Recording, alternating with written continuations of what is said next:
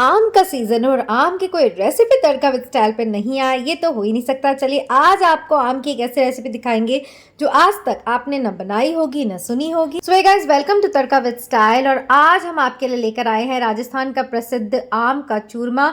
जी हाँ, चूरमा तो हम सभी दाल बाटी के साथ बनाते ही हैं, बट आम का चूरमा अगर आपने कभी ट्राई नहीं किया हो तो एक बार ज़रूर से इसे ट्राई करिएगा। इतना स्वादिष्ट बनता है कि कहने ही क्या।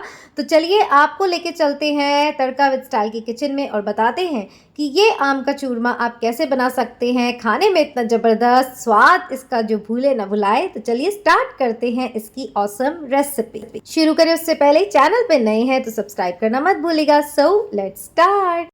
आम का ये स्वादिष्ट चूरमा बनाने के लिए सबसे पहले यहाँ हमने 3 से 4 हाफूस आम लिए हैं।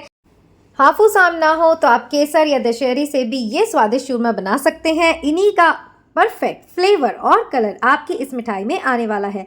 तो अच्छे से आम को धोकर छीलकर काट लिया है, उसे मिक्सी में इस तरह ब्लेंड करके हमने तैयार कर लिया है और इस मैंगो पल्प को छान लिया है। तो देखिए 4 आम का ये पल्प हमने लिया है और आधा किलो आटे का हम ये चूरमा बनाने जा रहे हैं। तो इस तरह छना हुआ पल्प ही आपको लेना है। बिल्कुल भी इसे छानने में आलस नहीं करना है, क्योंकि नहीं तो इसके रेशे जो है वो हमारे लड्डुओं में आएंगे और इसके स्वाद को बिगाड़ेंगे। तो सबसे पहले यहाँ चढ़ा देते हैं घी और अब लगाते हैं चूरमे का आटा। तो यहाँ हमने आधा किलो आटा लिया है। सारी मेजरमेंट्स में आधा किलो आटे के हिसाब से ही बताऊंगी। आप जितना भी चूरमा बनाएं कम या ज़्यादा कर सकते हैं। तो आधा किलो आटे में अब हमने डाली है आधा कटोरी सूजी। तो यह सूजी यहाँ पर थोड़ी सी, लगभग 1 बड़ा चम्मच आपको डालनी जरूरी है, ताकि जो टेक्सचर वाले लड्डुओं का है वो अच्छा आएगा। और अब डाला है इसमें आधी कटोरी घी। तो यहाँ मुट्ठी भर मोयन हमको लगाना है। तो अच्छे से घी, सूजी और आटे को हम इस तरह मिक्स करेंगे और देखेंगे कि हमें मुट्ठी भर मोयन मिला है कि नहीं। ये देखिए इस तरह सभी चीज़ों को अच्छे से मिक्स करते हुए अब बारी है इसे मैंगो पल्प से गूंदने की। जी हाँ, बिल्कुल भी पानी या दूध का इस्तेमाल नहीं करेंगे। ये छना हुआ मैंगो पल्प अच्छे से इस आटे में मिक्स करेंगे। जितना ज़रूरत हो, जितना इसमें आटा लग जाए उतना ही मैंगो पल्प यूज़ करेंगे और उसी से हम पूरा आटा ही लगाने वाले हैं। तो देखिए अच्छे से मिक्स करते हुए धीरे धीरे इस आटे को लगाना है। सेमी सॉफ्ट डो लगाएंगे और फिर आपको बताएंगे। और आम का देख सकते हैं कितना सुंदर ऑसम कलर इसमें आया है कि कहने ही क्या। और खुशबू जो आ रही है वो इतनी ज़बरदस्त आ रही है कि ये तो आपको बनाकर ही पता चलेगी। तो देखिए सेमी सॉफ्ट डो तैयार है। अब हम इनकी तलेंगे मुठरियाँ। तो मुठरियाँ किस तरह बनाएंगे? तो इस तरह जैसा आपको दिख रहा है शेप देना है और उंगलियों के इंप्रेशंस इसमें कर देने हैं, ताकि ये जो मुठरियाँ जब हम तलेंगे तो बिल्कुल भी कच्ची नहीं रहेंगी। तो इस तरह उंगलियों के इंप्रेशंस देना इसमें बहुत ज़रूरी है। तो सभी मुठरियों को इस तरह तैयार कर लेंगे। घी जो हमने पहले चढ़ाया था वो अच्छे से गर्म हो गया है। तो इस तरह सारी मुठरियों को तैयार कर लेंगे और फिर उसे घी में मीडियम लो फ्लेम पे तलेंगे। और अगर आप नॉर्मल चूरमा बना रहे हैं तो बस आम को इसमें अवॉइड कर दीजिए, आम के पल्प को आप नहीं डालेंगे, सिंपल पानी से आटा लगाएंगे तो वो नॉर्मल चूरमा बन जाएगा। तो देखिए अब गरम गरम घी में मीडियम लो फ्लेम पर हमें करनी है इसकी सिकाई, ताकि बिल्कुल भी इसमें कच्चापन ना रहे और गोल्डन ब्राउन होने तक हम इन्हें पकाएंगे। तो ये जो फिंगर्स के इंप्रेशंस दिए हैं वो इन्हें जल्दी तो पकाएगा, साथ ही इसमें अंदर तक सिकाई हो जाएगी। इसलिए ये जो प्रोसेस है आपको ज़रूर से फॉलो करना है। अच्छे से इसको गोल्डन ब्राउन होने देते हैं और फिर बताएंगे कि इसे ठंडा करके आपको क्या करना है।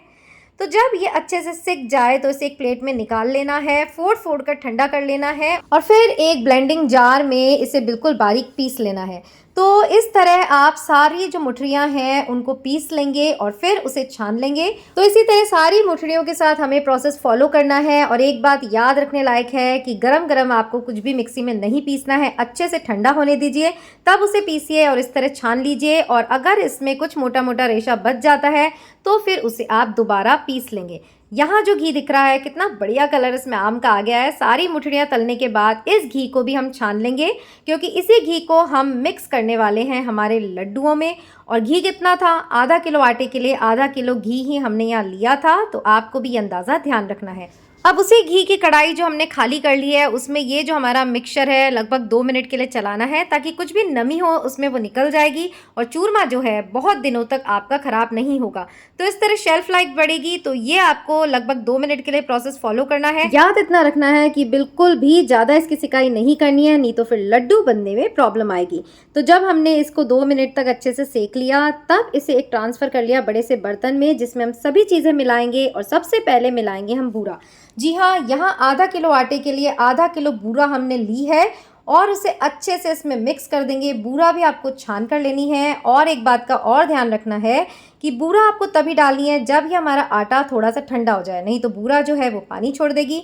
तो देखिए हमने कढ़ाई में गरम किया, कंफ्यूज होने की ज़रूरत नहीं है, ये गया इलायची पाउडर। कढ़ाई में हमने गरम किया, फिर उसे ठंडा किया, फिर उसमें मिलाया बूरा, बूरा के साथ मिलाया यहाँ पे इलायची पाउडर और इलायची पाउडर के साथ डाल दिए हैं खूब सारे बादाम।